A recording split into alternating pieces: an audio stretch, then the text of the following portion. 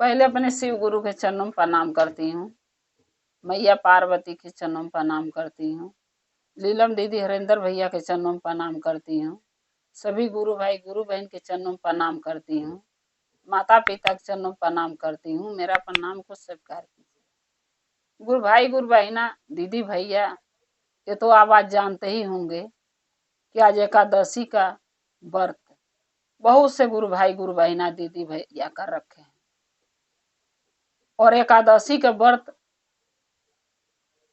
करने में क्या फल है ये मैं आपको बता रही हूँ। व्रत तो लोग सभी कोई करता है, हम भी करते हैं, आप भी करते हैं। बहुत से व्रत लोग लेडीज से करती हैं। कोई अपने बेटे के लिए करता है, कोई व्रत होता है बेटे के लिए, कोई व्रत होता है बेटी के लिए, कोई व्रत होता है पति के लिए। लेकिन खुद के लिए हम लोग कोई व्रत नहीं कर पाते हैं।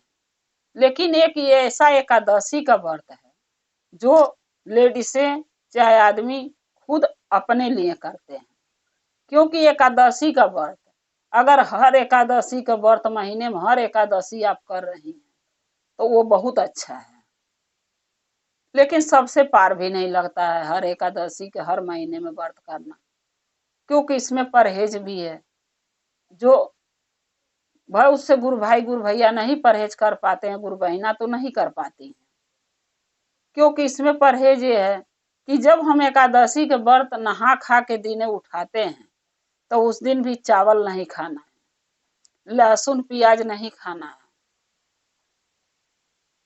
छौंकी हुई दाल नहीं खाना चाहिए जैसे तड़का लगा हो, तेल भी नहीं खाते हैं सरसों का। बहुत चीज का इसमें बराव है। और जहिया व्रत करते हैं तहिया तो चावल वैसे भी नहीं खाते हैं। अगर कोशिश कीजिए कि घर में भी बन रहा चावल, आप भले व्रत करती हैं, आप नहीं खाती हैं, नहाए खाए वाले दिन भी नहीं खाती हैं, व्रत करे वाले दिन तो वैसे भी लोग नहीं खाता है। पारण के दिन भी चावल नहीं खाना चाहिए। उस दिन भी अगर आपको पारण करना है, व्रत का अगर एकादशी का व्रत कर रखी हैं तो पारण करना है तो आप आलू उबाल लीजिए, चोखा लगा लीजिए नमक मिर्चा डाल के, उसमें भी लहसुन प्याज नहीं डालना चाहिए। और चोखा लगा के रोटी सादी बना के आप रोटी और चोखा का पारण कर सकती हैं। नहीं, अगर आप दाल खाना चाहती हैं तो दाल जब बनाएंगी तो अरहर का बनाएंगी, और दाल अरहर का बना के उसमें कोई चीज का भी तड़का नहीं लग सकता है। बिना तड़के के दाल खा सकती हैं, नमक और हल्दी डाल के, बिना छौंके भूजे, यानी फ्राई दाल को नहीं कर सकती हैं। और अगर नहीं ये पार लगता तो आप चोखा लगा के रोटी से खा लीजिए, पारण कर लीजिए। उस दिन भी चावल, पारण वाले दिन भी चावल नहीं खाना चाहिए। अगर कोशिश कीजिए कि घर में कोई ना खा तो और अच्छा फल मिलता है। 3 दिन चावल छोड़ना पड़ता है, 3 दिन ये छौंका भूजा चीज छोड़ना पड़ता है। तो बहुत से गुरु बहना जो है कि महीना का हर एकादशी करती हैं, बारहो मास। और हम, अच्छा है आप नहीं कर सकते हर महीना, तो साल के एक एकादशी जरूर करना चाहिए जो ये गन्ने वाली आती है। इसमें भी नहाए खाए वाले दिन चावल नहीं खाना चाहिए, न घर में बनने देना चाहिए। कोशिश करना चाहिए कि हम नहीं खाते हैं, व्रत करेंगे तो कोई भी ना खा तो और अच्छी बात है। और व्रत करते हैं वो दिन तो खाना ही नहीं है।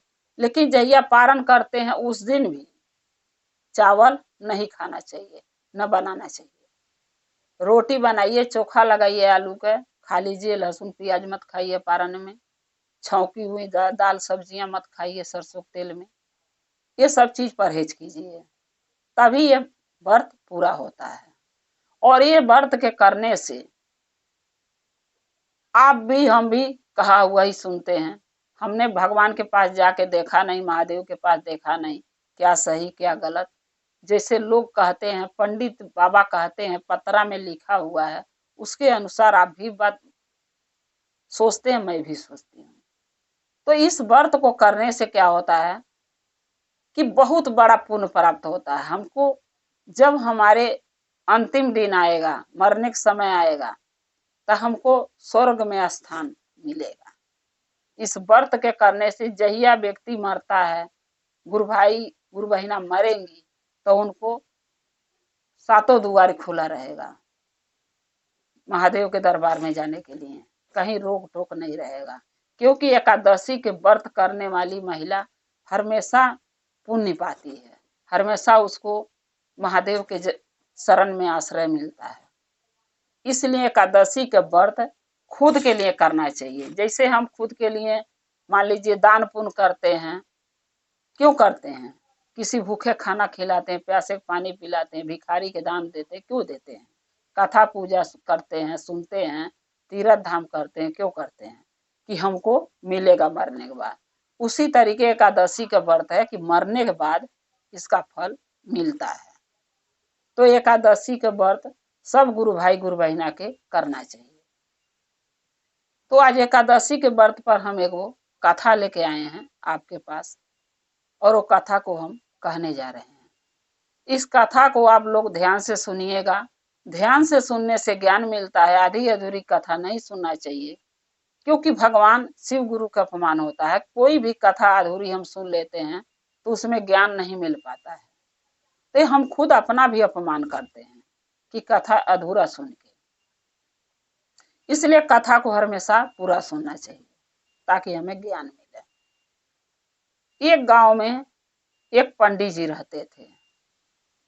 उस पंडित जी के जो बीवी थी, पत्नी, वो अपने मैके गई थी।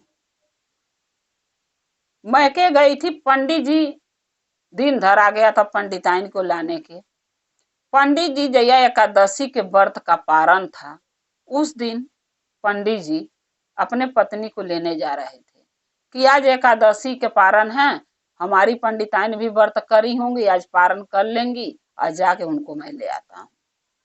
जब पंडित जी लेने जा रहे थे पंडिताइन को अपने ससुराल से, तो पंडित जी जब घर से निकले तो वो थोड़ा दूर पर उनका खेत था। उस खेत में पंडित जी गन्ना बोए थे। गन्ना जो है बहुत बढ़िया हुआ था। तो गौ माता एकादशी के व्रत करी थी, ये गन्ना वाला जो हम लोग आज कर रखे हैं। तो व्रत करी थी गौ माता, तो एकादशी के व्रत का पारण पंडित जी के खेत में गन्ना खा के पारण कर रही थी। भाई वो गौ माता है, उनको कहाँ से कौन खाना बना खिलाएगा? तो जो उनको खाना वही खाएंगी। तो पंडित जी के खेत में गौ माता गन्ना का पारण कर रही थी एकादशी के। तो पंडित जी जब गौ माता के देखे तो डंडा उठा के गौ माता के मार दिए, ये सोच के कि अगर मैं नहीं खदेड़ूंगा तो गौ माता मेरा बहुत से खेत खा के नुकसान कर देंगी गन्ना के। मार के खदेड़ दिए। गौ माता जाते जाते पंडित जी को श्राप दी। बोली, पंडित जी, मैं आपके खेत में एकादशी के व्रत कर रखी थी मैं, और आपके खेत में गन्ना खा के पारण करके एकादशी के व्रत तोड़ रही थी कि पारण कर लूं तो मेरा व्रत टूटे, और आपने डंडा उठा के मुझे मार दिया। तो मैं आपको श्राप देती हूँ पंडित जी कि आज सुबह से लेके शाम तक जैसे दिन डूबेगा वैसे तुम आदमी से गधा बन जाओगे। जो गौ माता है पंडित जी को श्राप दी कि दिन डूबते डूबते शाम तक मनई से गधा बन जाओगे। पंडित जी जब गौ माता का श्राप सुन लिए तो बहुत चिंता में पड़ गए। बोले, मैं कहाँ के शायद गौ माता के मार दिया, अगर नहीं मारा होता तो गौ माता कितना खेत खा लेती, थोड़ा बहुत खाती फिर पनक जाता। लेकिन हमने गौ माता को मार के बहुत बड़ा पाप कर लिया, क्योंकि वो एकादशी के गौ माता व्रत कर रखी थी और हमने मार दिया, पारण कर रही थी, तो बहुत बड़ा पाप कर दिया मैं। गौ माता जो श्राप दी है वो तो पढ़ना ही पढ़ना है, क्योंकि गौ माता का श्राप और बाभन का श्राप और भयने का बदुआ कभी व्यर्थ नहीं जाता और जरूर लगता है। इसलिए 3 चीज से लोग हमेशा बचता है कि 3 गलतियां ना करें। अब पंडित जी बहुत चिंता में पड़े, फिर भी अपने ससुराल गए पंडिताइन को लेने। जब ससुराल पहुंचे तो अपने बीवी से यानी पंडिताइन से पंडित जी बोले कि हे पंडिताइन, जल्दी से चले के घरे तैयारी करो। पंडिताइन बोली, अरे आज वो आए हैं तो आप रात भर रहिए, कल चलेंगे।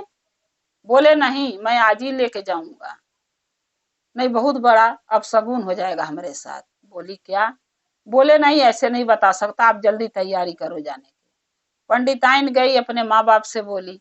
उन्होंने बोला, ऐसी क्या बड़ी बात हो गई जो अब शगुन हो जाएगा, बुरा हो जाएगा। हम चल के पंडित जी से पूछते अपने दामाद जी से।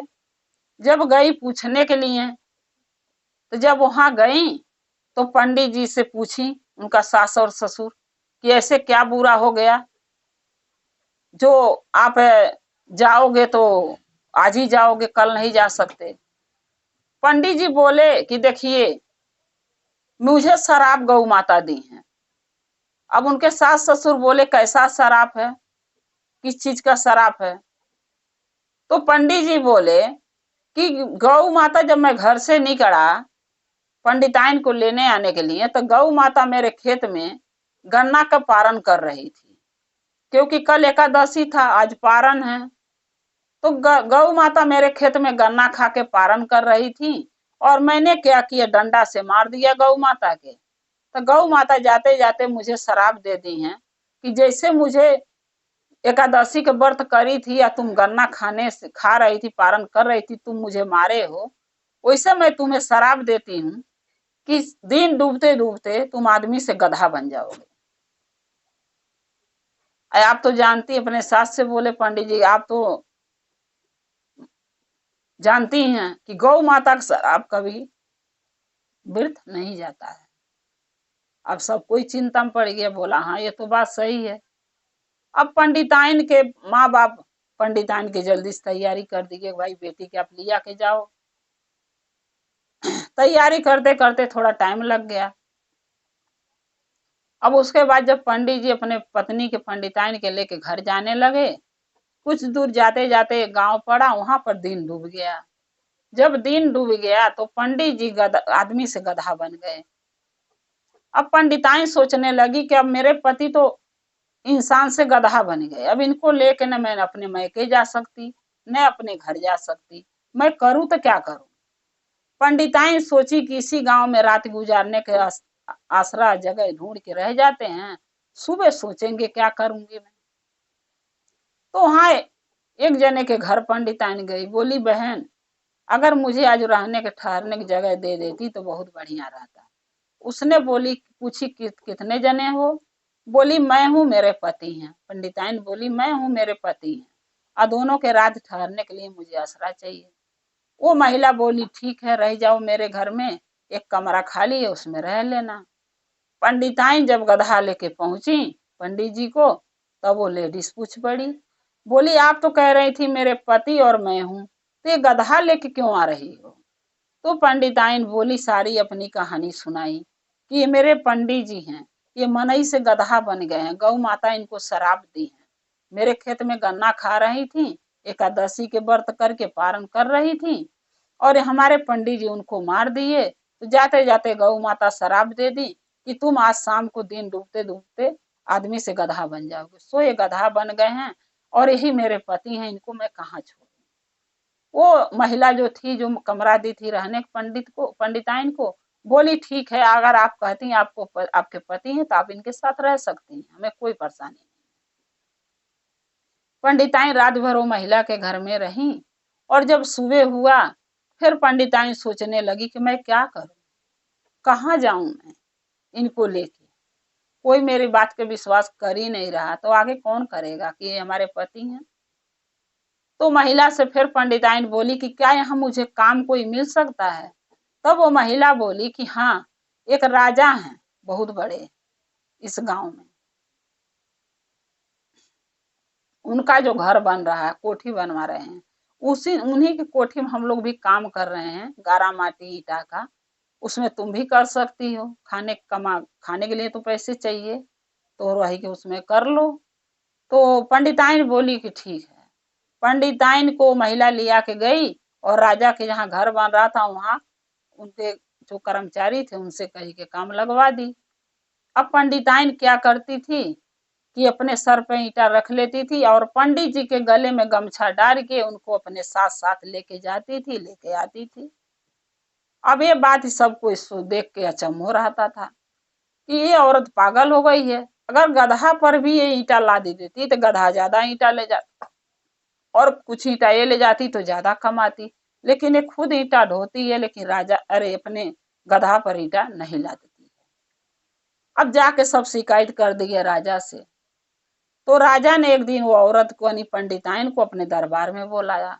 फिर राजा सबके सामने पूछे कि ये बताओ, एक गधा पर तुम ईंटा ढोओगी तो गधा पर ज्यादा ईंटा जाएगा, तुम कम ले जाती हो, औरत कितना ईंटा उठा सकती है?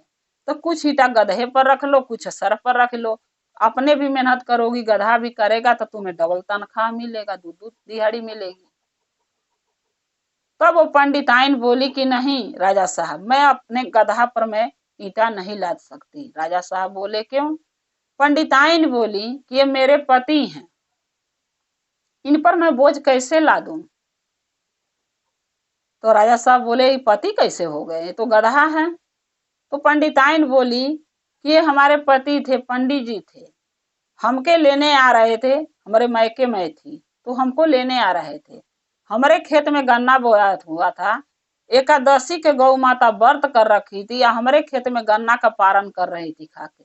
हमारे पंडित जी को ये बात पता नहीं था, पंडित जी ने डंडा से मार दिया और जाते जाते गौ माता शराब दे के गई कि जैसे मुझे एकादशी के व्रत कर रखी थी या मुझे गन्ना का पारण करने से रोके हो, मारे हो, वैसे तुम शाम तलक आदमी से गधा बन जाओगे, मैं शराब दे रही हूँ। तो गौ माता जो शराब दी है इसलिए गधा बन गए, लेकिन ये मेरे पति हैं। राजा साहब भले आदमी थे, पंडिताइन के बात समझे और माने, उनकी परेशानी मजबूरी भी समझे। बोले कोई बात नहीं, आप बता दिए हो तो मैं मान सकता हूँ कि आपके पति होंगे, आपके ऊपर मुझे भरोसा है, आप गधे पर ईंटा मत रखिए, आपके जो पार लगता वही ढोइए। राजा साहब उनको बोल दिए पंडिताइन को। पंडिताइन ने बात से खुश हुई कि राजा साहब मेरी परेशानी, मेरी दुख, मेरी मजबूरी समझे हैं। फिर राजा साहब एक दिन पूरा राजसभा में सबको बिटोरे और सब पंडित जितना उस गांव में या दूसरे गांव में पंडित थे सबके बुलवाए राजा साहब, और सब पंडित से बोले कि सब पंडित को मैं आदेश देता हूं कि आप अपने अपने पोथी पत्रा में देखिए कि अगर जिसके भी पोथी पत्रा में ये लिखा होगा कि जैसे एक आदमी पंडित जी हैं, वो मनई से गधा बन गए हैं और उनको गधा से जो मनई बना देगा, इंसान बना देगा, उसको मैं आधा राजपाट अपना दे दूंगा। अब सब पंडित जी अपने अपने 2 दिन के राजा साहब टाइम दे दिए, सब कोई अपने अपने पोथी में देखने लगा। तो जब लिखा हो तब तो कोई बताए, किसी के पोथी में पत्रा में लिखा ही नहीं ये चीज कि वो पंडित जी गधा से मनई कैसे बनेंगे, किसी में नहीं लिखा था, सब परेशान थे। और राजा साहब ये भी आदेश दिए कि नहीं जो बताएगा उसको मैं कोल्हू के तरह दबवा के मरवा दूंगा, हाथी के तरह और हाथी पैरों तरह और कोल्हू तरह। कोल्हू उसको जो पहले तेल पेराता था उसको लोग कहते हैं, चाहे गन्ना पेराता है उसको भी लोग कोल्हू कहते थे। तो जब राजा साहब के आदेश सुन लिए, किसी के पतरा पोथी में नहीं लिखा था कि पंडित जी को गधा से मनई कैसे बनाया जाएगा, तो सब जो पंडित जी थे बहुत दुखी हो गए कि हम लोग तो कल मारे जाएंगे, एक दिन बीत गया, एक दिन और बचा है। तो एक काना पंडित था उसमें, उस गांव में, वो काना पंडित को हदासन लेटरिंग लग गया टेंशन से कि हम तो कल मर जाएंगे, अब हम क्या करें। तो बहुत जन होते हैं ना कि घबराए, जब घबरा जाते हैं तो उनको किसी को लेटरिंग लग जाएगा, किसी को हार्ट अटैक हो जाएगा, तो उसको लेटरिंग लग गया।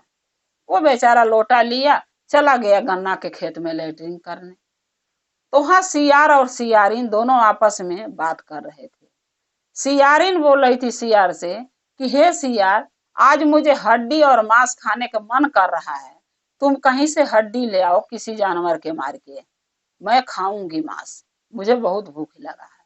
तो सियार बोला सियारिन से कि सियारिन रात भर इंतजार करो, बहुत कल हड्डी मांस मिलेगा खाने को। तो सियारिन बोली कैसे? सियार बोला कि राजा साहब जो इस गांव का हैं, जानती हो ना? सियारिन बोली हाँ। तो बोले सियार बोला कि राजा साहब के घर एक पंडिताइन आई हैं जो कि राजा साहब का घर बन रहा, उसमें वो मजदूर के तौर पर कमा खा रही है, और वो पंडिताइन के साथ एक गधा है। तो गधा जो था वो पंडित जी है, पंडिताइन का कहा नाम है कि पंडित जी थे, इंसान थे। और गौ माता गन्ने के खेत में, पंडित जी के गन्ने के खेत था, तो गौ माता एकादशी के व्रत करके गन्ना खा रही थी पारण के दिने, पारण कर रही थी गन्ना खा के, और पंडित जी गौ माता के मार दिए। तो गौ माता पंडित जी को शराप दे दी कि जैसे मैं एकादशी के व्रत करी थी और पारण कर रही थी गन्ना खा के तुम्हारे खेत में, तुम मुझे मारे हो, वैसे तुम आदमी से गधा बन जाओगे। सो पंडित जी आदमी से गधा बन चुके हैं। और राजा साहब ने सबको कहवाया है, पंडित को बुला के गांव भर में, कि अगर जो भी पंडित जी पतरा पोथी में लिखा होगा कि जैसे पंडित जी गौ माता के शराब से आदमी से गधा बन गए हैं, वैसे गधा से जो इंसान पंडित जी को बना देगा उसको मैं आधा राजपाट दूंगा। अगर नहीं जो पंडित जी बना पाएंगे, नहीं उनको पोथी में लिखा होगा, तो उनको जान से हम मरवा देंगे, कोल्हू के तरह और हाथी के पैरे के तरह कचलवा दूंगा। तो कल बहू से हड्डी मांस मिलेगा, तुम भी खा लेना मैं भी खा लूंगा, रात भर कैसो सब्र करो। सियार ने सियारिन से बोला ये बात। तो सियारिन बोली उसमें कौन सी बड़ी बात है, अगर राजा साहब बोले हैं तो इसका तो बहुत आसान सा तरीका है कि आदमी से कैसे, गधा से आदमी कैसे बनाया जाएगा पंडित जी को। सियार बोला कैसे, तुम्हें पता है? सियारिन बोली हाँ। तो सियार बोला क्या है बताओ। सियारिन बोली कि जो 2 एकादशी करती होगी औरत, 2 एकादशी यानी हर महीने वाला एकादशी और जो साल का एकादशी होता है जैसे आज है, ये कोई भी औरत अगर दोनों एकादशी कर रही होगी, उसमें से एक एकादशी लेके अगर पंडित जी के गले में डाल दिया जाए तो पंडित जी गधा से इंसान बन जाएंगे। अब ये बात जो काना पंडित था लेटरिंग करने बैठा था वो सुन गया। अब वो काना पंडित राजा के घर पहुंच गया पोथी पतरा लेके। बोला राजा साहब मेरे पोथी में पतरा में लिखा हुआ है कि पंडित जी को गधा से आदमी कैसे बनाया जाएगा। पंडित जी बोले क्या लिखा है बताओ। वो काना पंडित बोला कि पंडित जी हमारे पतरा में ये लिखा हुआ है कि जो औरत एकादशी के 2 व्रत कर रही होगी, जैसे हर महीना वाला एकादशी एक आता है और एक साल में एक बार आता है, जैसे आज गन्ने वाला जो आता है साल में एक बार, कार्तिक वाला वो एकादशी या हर महीने वाला एकादशी जो औरत करती होगी, उसमें से एक एकादशी लेके पंडित जी के गले में डाल दिया जाएगा तो पंडित जी गधा से मनई बन जाएंगे। अब जब काना पंडित बता दिया तो राजा साहब बहुत खुश हुए कि चलो हमारे द्वारा किसी का भला तो हो जाएगा। पंडित जी अपने गांव में फिर डुगडुगी बजवा दिए कि जो भी औरत 2 एकादशी करती होगी उसके एक एकादशी मुझे चाहिए, उसके बदले जो वो मांगेगी मैं दूंगा, धन दौलत रुपया पैसा। तो उस गांव में एक महिला रहती थी, वो हर महीने वाला भी एकादशी करती थी और साल में जो एक गन्ना वाला एक एकादशी आता कार्तिक वाला ये भी करती थी जो आज है। उसे एक एकादशी राजा साहब मांग के और पंडित जी के गले में डाल दिए और पंडित जी जो हैं मनई से गधा बन गए, अरे गधा से मनई बन गए। पहले गधा थे फिर मनई बन गए, इंसान बन गए। अब पंडिताइन बहुत खुश हुई।